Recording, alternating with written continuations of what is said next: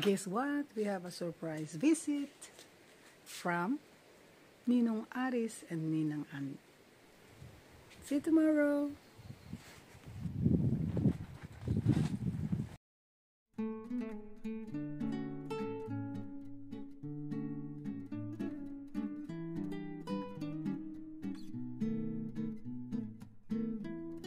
Ayan, the day has come.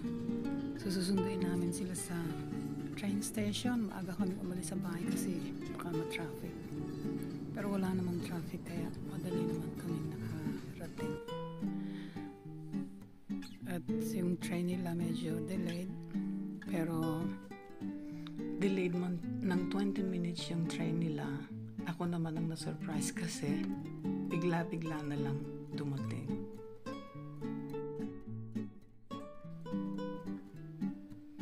Sa bahay na to, kwentuhan, then tulog na dahil pagod. Breakfast, kinabukasan. Our plan for the day is to drive to Calpe for lunch. Nag-ikot-ikot. And dahil nagmamadali rin for siesta, pero bumunta muna kami sa next town dahil nagtitingin ng belo si Ninang pang regalo daw. But at the end, we realized na sarado pala ang shop dahil siesta time. Katapos ng siesta, so namili kami ng Ninang yan kasi nag-request siya kung pwede daw magluto. Of course, yes. The following morning, of course, breakfast. And then we are planning to go to Benidorm kasi nga walang masyadong time dahil sa hapon paalis kami. So ayan na, maiiwan sila kasi paalis kami pero may pagkain naman dahil nagluto kahapon si Ninang.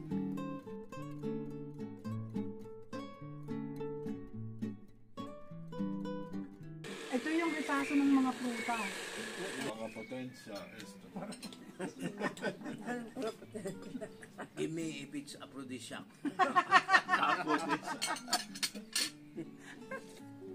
We will have one baby here.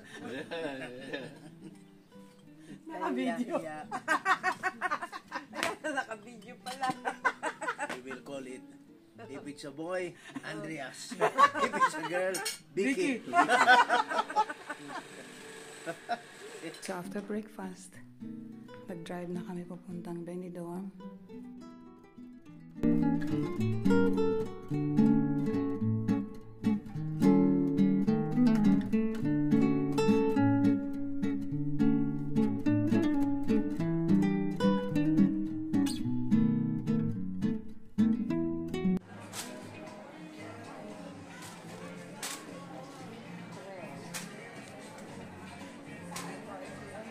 Pwede lista?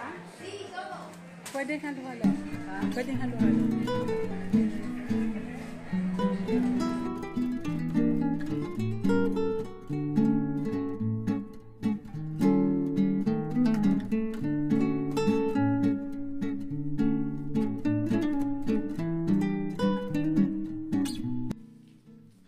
Nagmamadali rin kami umuwi kasi nga kailangan alas 3 na sa bahay na. Dahil paalis kami ng alas 4. So ayan, nagtingin-tingin pa ang Ninang ng... Yeah! Nagtingin kami ng belo para doon sa kanyang kaibigan. Nakakita din siya.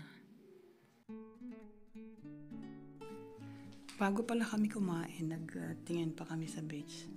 At ang Ninang ay na-amaze dun sa mga matatanda kasi naglalabasan na yung mga bilbil pero nakabikini pa rin sila. Eto na siya sa bahay. N-I-S-S-A. Spain.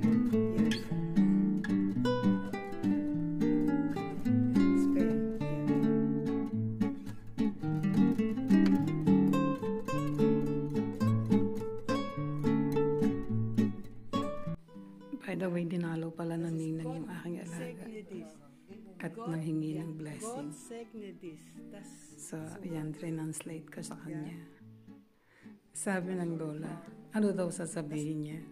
Iniwan namin sila sa bahay ng alas 4 dahil nga siesta. At saka paalis kami dahil may kanta ako. Then wala namang problema kasi nagluto ng pagkain ang ninang. At nang kami dumating, late na, maaga silang natulog. Then nagkita kami kinabukasan. Na-late pa nga kami ng gising dahil yung aking alarm hindi ko narinig at hindi pala nakaset. So yon, kaya habang nagda-drive kami, ang ninong ay nervyos na nervyos. Parang tayo papunta yata sa LA. Hindi pa ganda yung airport ay doon sa kabila. Ay, oo nga, ano. Balik na.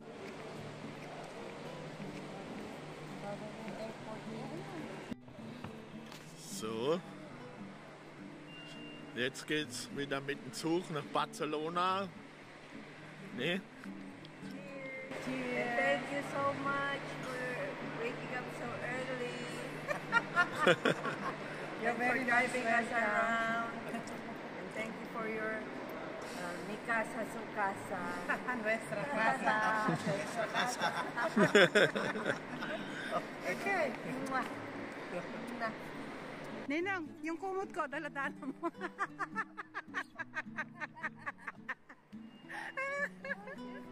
Okay, ingat kayo ah.